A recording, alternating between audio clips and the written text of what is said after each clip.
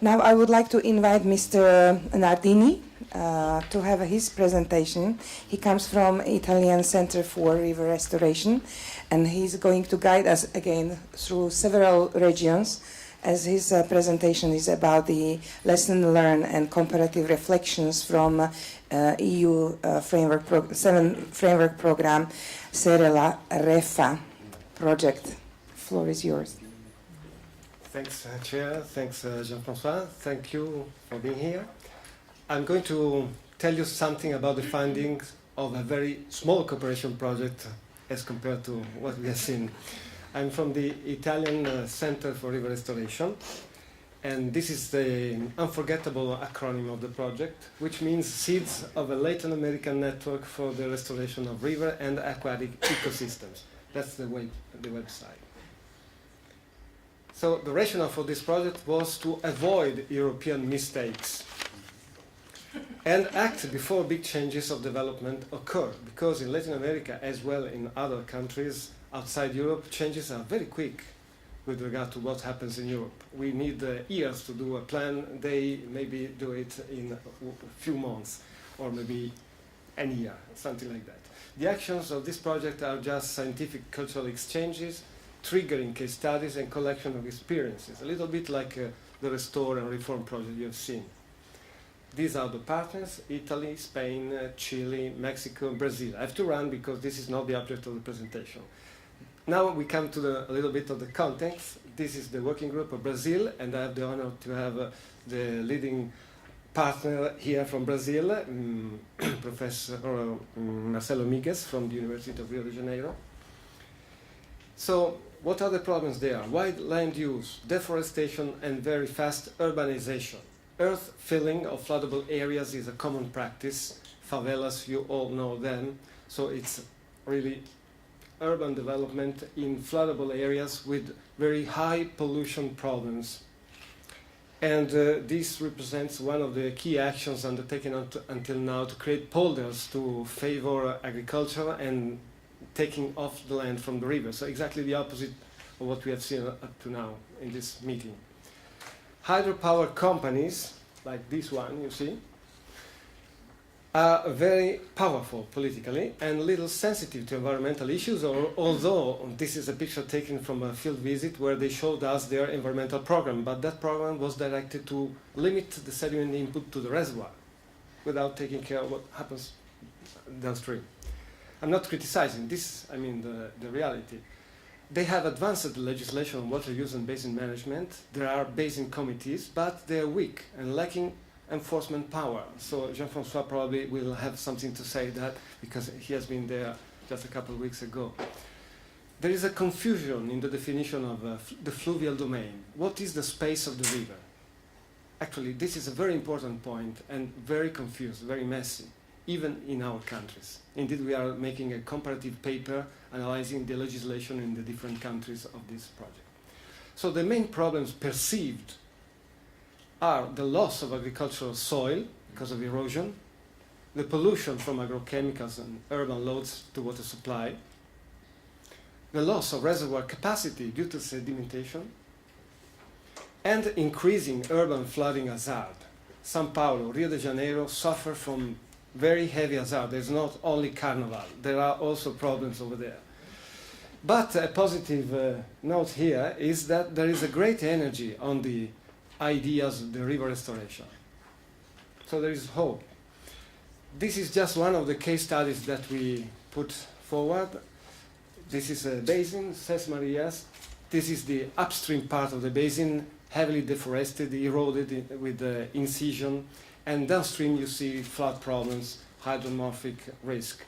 So there is a master's thesis. We had a poster at the Conference of Geomorphology in Paris just a couple of weeks ago, which investigates the externalities of this unsustainable land use over other uses and environmental services, trying to predict the trends of this river according to a restoration policy. Mexico, another of the partners, have heavily polluted rivers like this Santiago River. So pollution is a key issue. They have also rapid urbanization and increasing flood risk. And there is a big issue about water use. You see, irrigation and ecological flow don't agree at all. They have a law, I mean, they don't have a law that asks for river basin management plans. Although there is a possibility of participatory planning thanks to the law called Equilibrio Ecologico, which is very interesting, but actually has not the power to act on the river basin, but just on several pieces of land, and is not coordinated with other planning tools. There are Comisiones de Cuenca, river basin committees, but just with a consulting role, scarce funding, and lack of autonomy. They have a fortunate institutional administrative situation because there exists a Comisión Nacional del Agua, which acts on river basin authority, as a river basin authority with a unitarian vision, integrated mandate. But paradoxically, this is a weakness because they have scarce contact with the local reality. For instance, they don't take into account the unofficial use of water, which is a great part of the water use. So they do water budget, they give concessions, and there's no water. They have amazing experiences in public participation. Somebody today talking about the ISA said that the only way to manage public property, yes, is by paying people. I mean, but here they don't pay. They just control the access to the area with 20,000 people each year, and they manage really to control the pollution problem, the waste problem. And also this Ayuquila River experience won a prize like the one we have here. Very interesting experience. So I will jump a little bit further because time is running. Chile is a very interesting country, rapid urbanization with real estate investment. Look at here, this picture. You see here, this is a floodable area where a private company buys the land, builds the houses, and then asks the ministry to build protection works like this. And there is no money to maintain the works already existing. They have sediment mining. This is the new bridge which collapsed. I mean, the old one collapsed because of mining. And this is a sustainable hydropower management. This is run-of-the-river plant. And this is hydro peaking. You see, from 3 to 500 cubic meters per second in one day. This is something really amazing. So the interesting thing of Chile is that I defined it as the privatized country because there cannot be river basin management, simply. Not only because the legislation doesn't talk about that, but simply because the land is owned by mining and forestry or vineyard companies. Water is a public good, but in practice is privately owned because water rights do not expire. They are eternal, and you can sell them, and they are selling them to mining company and hydropower companies. Water resources is already exhausted in most of the country in the sense that all water rights are given already. So there is no space for optimizing the use of resources. You cannot say, please change your way of doing to reduce the water demand, because they will try to exploit it in full. So the question that this project was addressing was indeed what can be river restoration in Latin America. It's hard to imagine giving up to some uses or spend significant money in order to enhance ecological status per se. Conservation is possible rather than restoration, except afforestation, which is a widespread practice. River restoration is mainly seen as a means to solve or avoid use problems.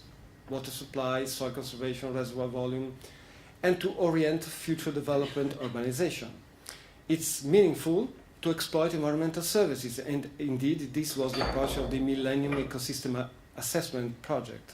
And also the Natural Conservancy is promoting the Fondos de Agua with the same approach. Urban river restoration is ongoing, but mostly driven by economic enhancement of urban setting paradigm.